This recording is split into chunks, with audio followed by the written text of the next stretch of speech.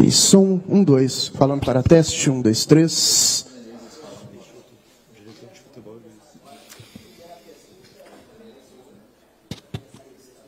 Mano, boa noite. À sua direita. Primeiro quero uma avaliação sua da partida. O Grêmio tentou muito, mas foi ineficiente nas ações ofensivas. Teve um milagre do Volpi que garantiu o empate. E por que o Grêmio chuta pouco no gol adversário? Bom, boa noite a todos. Eu acho que a gente pode fazer qualquer análise para o lado que a gente quiser, né? Mas começar por um milagre do Volpi que salvou o resultado do jogo não é honesto. O Grêmio teve 3 chances, 4 chances, 5 chances bem claras também para fazer o gol. Então, o que manteve o 0-0 não foi a defesa do Volpi. O que manteve o 0-0 foi que também não fizemos e não aproveitamos as oportunidades que tivemos, uma delas quase sem goleiro, segundo tempo, né? Então, acho que o Grêmio faz, depois do jogo que fizemos aqui diante do Sport, que saímos todos muito tristes com aquilo que entregamos como time, faz um jogo muito melhor como equipe. Esse é o ponto de partida que acredito que a análise do jogo deve caminhar. Essa é a análise que nós vamos levar como essência dela. E foi o que eu disse aos jogadores agora no fechamento. Quando saímos daqui do jogo anterior, não saímos com nada. Hoje, saímos com um jogo de futebol bem jogado, com algumas limitações que ainda temos, mas sabemos aonde as temos e como vamos trabalhar para resolvê-las.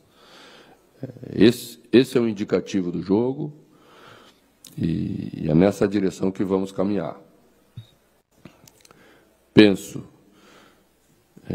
que tivemos aí uma posse de bola bem significativa contra um adversário que tem imposto dificuldade contra todo mundo. Se você pegar os últimos 10 jogos do Ceará, você não tem um jogo ruim. Então, né, sabíamos que o jogo ia ser um jogo que nos traria alguma dificuldade. E a nossa dificuldade, na minha visão e na nossa avaliação, está em ter 60% da nossa posse, que foi extremamente superior dentro do campo do adversário, e não traduzir isso em gol. Aí sim. Por que não traduzimos em gol? Porque nos faltou uma qualidade de jogo, de futebol, melhor. Contra um adversário que defende bem, que esteve bem postado, que esperou, que baixou as linhas, a gente, em determinados momentos, fez a escolha, aquela mais simples de sempre, que é cruzar na área. Cruzar na área sem qualidade contra um goleiro que é extremamente competente na saída de gol sempre, né, reduz as tuas possibilidades de fazer gol. Então, com esse volume, com chegar tantas vezes lá no último terço, nós temos que fazer melhor como equipe. E é isso que precisamos resolver, na minha opinião, para vencer jogos justos como esse, justo no sentido de grau de dificuldade, porque todas as equipes vencem assim jogos difíceis, como foi o jogo que enfrentamos hoje, e que tivemos mais domínio, mais possibilidade de fazê-lo. Então, mano, em cima disso, né, dessa posse maior, dessa ideia de melhorar, o que você faz a partir de agora, nessa próxima semana, ou o que você fez já buscando melhorar nessa última semana, que hoje, por exemplo, não deu certo? A gente viu o Bright White saindo e o estádio vaiando.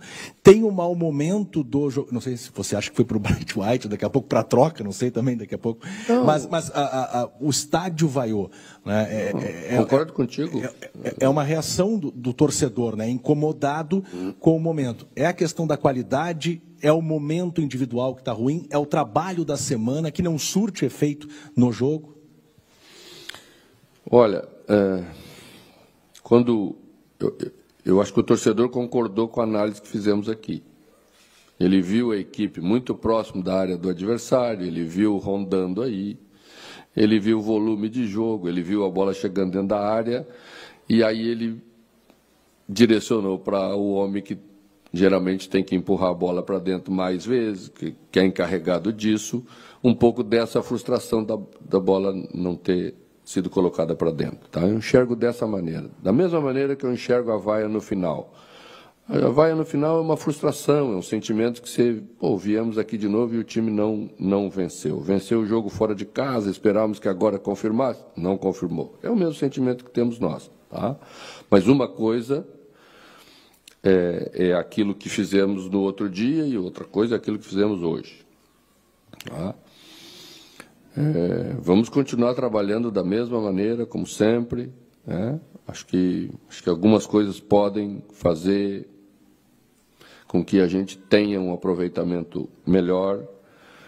E contra equipes, às vezes, que te dão um espaço maior na última linha, atrás da linha de defesa, e esses pequenos defeitos que ainda temos de construção não aparecem, a gente aproveita como aproveitou no jogo fora de casa. Mano, tu mencionou bastante sobre essa necessidade de melhorar a qualidade de jogo, né? E hoje nós vimos, por exemplo, na segunda etapa, o Riquelme ganhando oportunidade e saindo lesionado. Duas perguntas, mano. Existe uma garantia, partindo da direção para ti, de que dentro da janela de transferências o Grêmio vai conseguir contratar o camisa 10 que tu já falou publicamente, que é necessário também incorporar este atleta? E também diante da pergunta anterior, queria que tu falasse mais sobre o Bright White individualmente, porque parece que, de maneira técnica, ele não está conseguindo ganhar dos zagueiros adversários, e não apenas no jogo de hoje, mas em outras partidas também. Essas duas questões, por favor, do camisa 10 e do Bright White. Eu penso que o Bright tem uma característica bem clara, né? Não é exatamente um centroavante de jogar enfiado no meio de dois zagueiros, sustentando pivô, sustentando bola. E, às vezes, um jogo como esse exige isso, né? Então, por isso que fomos buscar um atacante com característica diferente, para que possa dar à equipe esse jogo, para ganharmos jogos assim. Né? Podemos fazer uma dupla de ataque, podemos optar por uma característica diferente, e é isso que a gente faz. Tá? Você vê que, só para citar um exemplo, né? O Ceará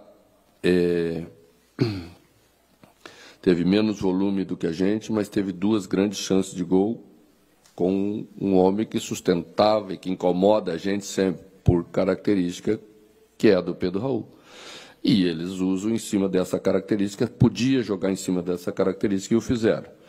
Tá? Então, é assim. A primeira pergunta, desculpa. Se existe uma garantia da direção de que eles vão conseguir contratar? Temos trabalhado muito, confio na direção, continuo confiando. Continuamos confiando uns nos outros, porque esse é o único caminho da gente resolver os problemas. Mas tem garantia? A garantia sou eu. Mano, boa noite. Hoje você acabou perdendo o Balbuena, né? E pelo que a gente viu da saída de campo, provavelmente ele vai ficar de fora das próximas partidas, dos próximos compromissos.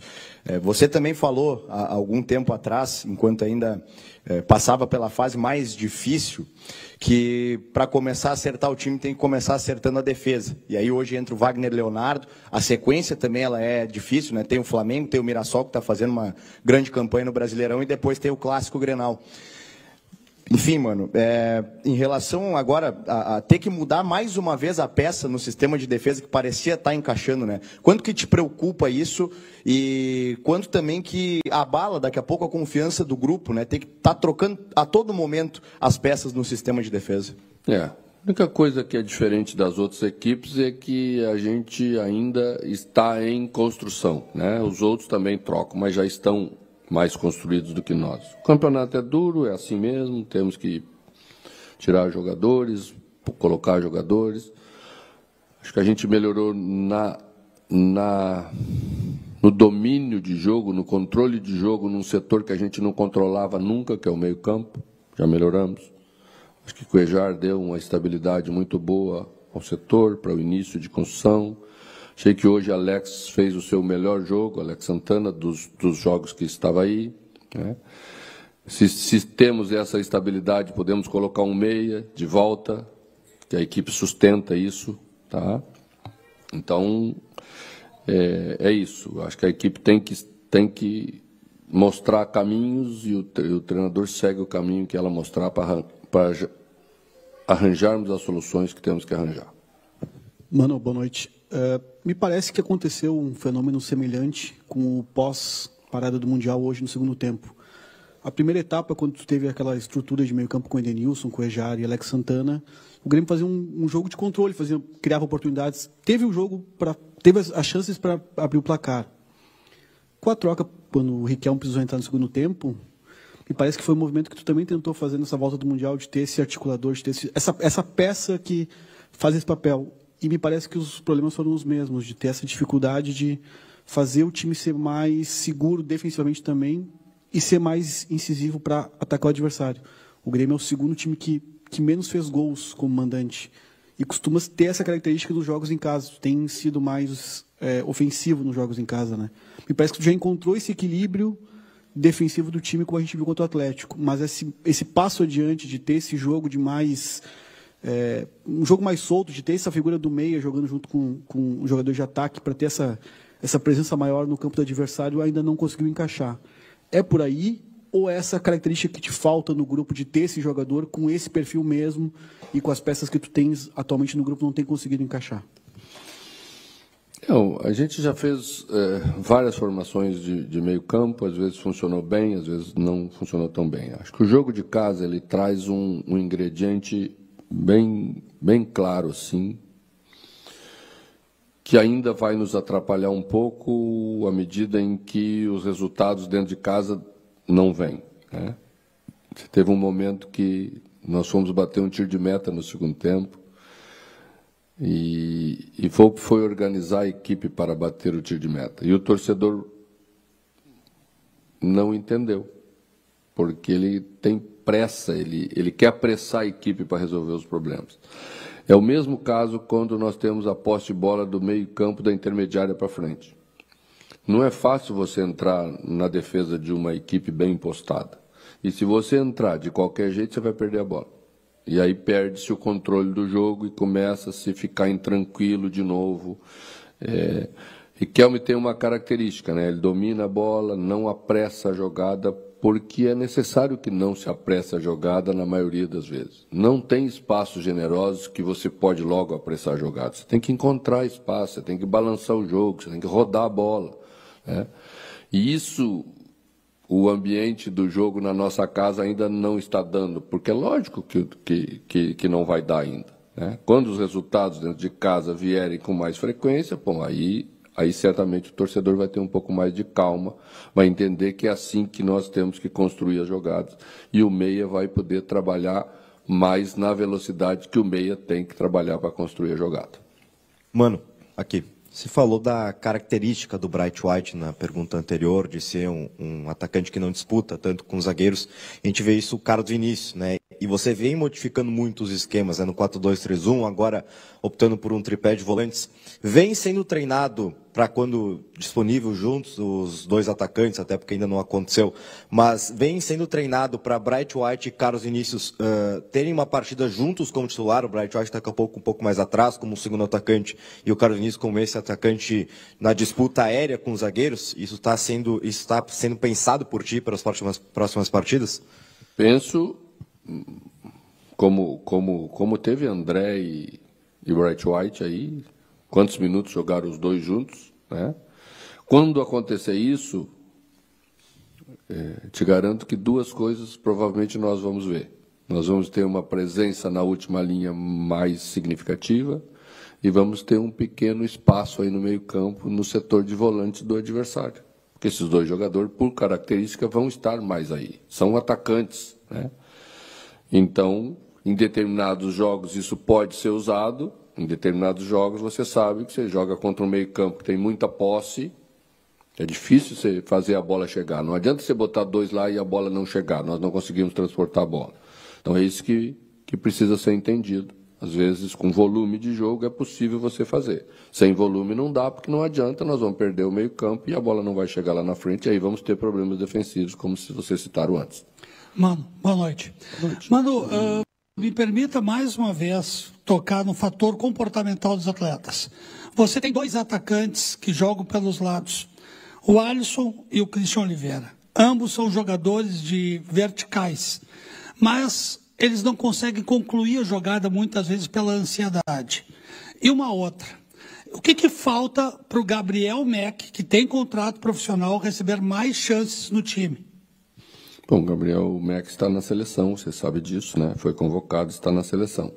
Tá? Nós estamos trabalhando para que ele tenha uma condição de disputa mais próximo do nível que é a disputa da Série A. Né? Ele é um menino, a complexão física dele não é tão avantajada como o Riquelme, por exemplo, que suporta bem, entra aí, suporta bem. Então, nós estamos trabalhando para que daqui a pouco podemos utilizá-lo. Talvez um jogador um pouco mais de beirada para vir para dentro, como um segundo meia, tá? Aquele que eu falo, e já falei várias vezes para você, para não ter talvez 2 jogadores que sejam tão verticais de forma simultânea nas 2 beiradas e ter mais jogo organizado, mais jogo construído, que eu acho que é o caminho que a gente pode seguir. Mano, nos jogos que o Grêmio precisou propor, precisou em casa buscar a vitória, teve mais dificuldades do que quando marcou e explorou o contra-ataque do adversário. Parece que tu solucionou um problema com o Cuéllar no meio-campo. Eu queria que tu falasse um pouco mais sobre o quanto ele te dá sustentação para pensar em outras modificações. O que o Arthur pode colaborar, se tu vê ele como um jogador para atuar ao lado do Cuéllar ou mais adiantado. Ele está chegando na segunda-feira, às 11 da manhã, aqui em Porto Alegre. Ótima notícia que tu está me dando. e essa questão da entrelinha, o Grêmio parece ter uma dificuldade muito grande de trabalhar na entrelinha ali, atrás do centroavante, conectar naquele setor e dali fazer a jogada chegar na ponta ou no centroavante. Como solucionar esse problema? Bom, eu acredito que quem trabalha muito entre linhas é meia. É a função, é a característica, sabe controlar essa ansiedade de não ir buscar a bola no pé, porque não pode buscar a bola no pé, tem que sustentar lá. Tá? Então, quando nós quisermos evoluir para isso, quando pudermos evoluir para isso, é exatamente isso que a gente quer. Tá? O Grêmio não era um time posicional, de jogo posicional. O Grêmio era um time de verticalidade, você sabe disso. Então, a equipe foi pensada para ser assim. Tá?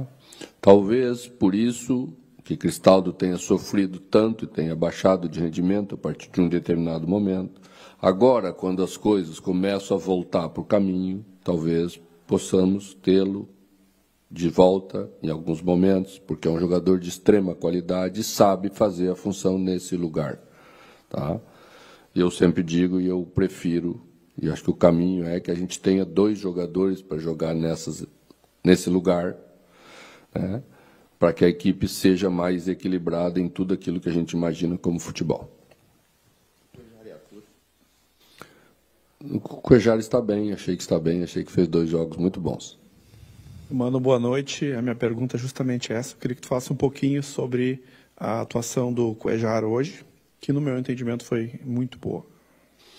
Achei que ele está evoluindo bem, a gente sempre teve essa expectativa, teve que esperar um tempão para ele poder chegar. Veja como essas coisas não são desculpas, né? Às vezes a gente fala, mas aí se levanta todas as teses do mundo, né? O jogador não quer, o jogador não está sendo profissional, não está querendo. Não, ele não tinha condição. E agora ele tem condição de poder render aquele jogador que, perto daquele jogador já que o Grêmio imaginou e que todos imaginavam no futebol brasileiro. A gente fica feliz porque custou caro para a gente esperar esse momento, né? O jogador já estava, né, num nível assim de decepção consigo próprio extremamente grande, já estava com pensamentos, né, que talvez pudesse abortar essa condição, e a gente teve que ser firme. O clube confiou muito naquilo que fez, e a gente trabalhou para que ele comece. Então, nesses 2 jogos, a mostrar o jogador que é e quão importante é você ter um jogador com essa qualidade para fazer essa função no meio-campo. Mano, tudo bem? Bom, o Grêmio vem de uma derrota do Sport, né, que você mesmo mencionou que não... Não, o Grêmio vem de uma vitória contra o Atlético Mineiro, não sei se você assistiu lá no Sim, domingo. Perfeito, mas em casa, né, na última partida, e aí você mesmo mencionou que não deu para levar nada da partida. Hoje, um empate com o Ceará, você fala que é uma partida difícil, né, o Ceará vem com boas atuações, mas o próximo adversário, e o que a gente escuta de retorno por parte da torcida, é justamente que o próximo adversário é o Flamengo, né, e aí você ouve que é difícil enfrentar o Ceará e empata com o Ceará em casa, te remete a um jogo do Flamengo no Maracanã. De repente, não um pensamento, de repente, eu sei que o Grêmio está num processo de evolução, trabalho que você vem fazendo, mas um pensamento muito pequeno para o nível do Grêmio na competição e como você espera trabalhar... Qual pensamento é pequeno? De enfrentar o Ceará na Arena ser difícil e o próximo adversário ser o Flamengo no Maracanã. Entendi a comparação, não consegui entender a tua ideia. Se for difícil enfrentar o Ceará na Arena, mesmo que o Ceará venha de boas atuações, imagino que seja ainda mais difícil enfrentar o Flamengo fora de casa. Acho. O Brasil inteiro sabe que é mais difícil jogar contra o Flamengo no Maracanã. Perfeito. E o Rio Grande do Sul também já sabe, né? Perfeito. Sim, justamente desse preparo de como você vai trabalhar para enfrentar o Flamengo lá. Vamos trabalhar como trabalhamos para enfrentar qualquer adversário, né? Acho que vamos enfrentar um dos melhores times do Brasil, um dos melhores elencos do Brasil, mas temos capacidade de enfrentá-los como enfrentamos todo mundo. Vamos pensar o jogo como temos que pensar, com as diferenças que é um jogo para o outro jogo, né? É muito difícil às vezes falar a verdade, né? As pessoas se incomodam muito com a verdade, né? Eu achei que o jogo foi um jogo bem jogado hoje. Vocês acham que o jogo não foi um jogo bem jogado? Tá bem, eu respeito a opinião, tá? Isso não quer dizer que a gente está satisfeito com aquilo que nós apresentamos. Eu disse que é um ponto de partida para nós ajustarmos detalhes, porque vimos um jogo de futebol e vimos uma equipe jogar futebol, com as suas limitações que ainda temos e sabemos que temos, tá?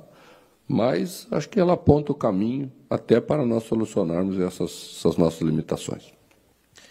Aqui, mano, tudo bem? Mano, eu queria te colocar nesse debate que se estabeleceu no Brasil aí, nessa temporada, principalmente em torno do Flamengo, que é o próximo adversário do Grêmio, sobre a discrepância do investimento que o Flamengo faz para os demais clubes. Te parece que já está alcançando um nível em que enfrentar o Flamengo se torna cada vez mais difícil? E você acha que isso tem uma solução ou é um processo natural em função do tamanho do Flamengo?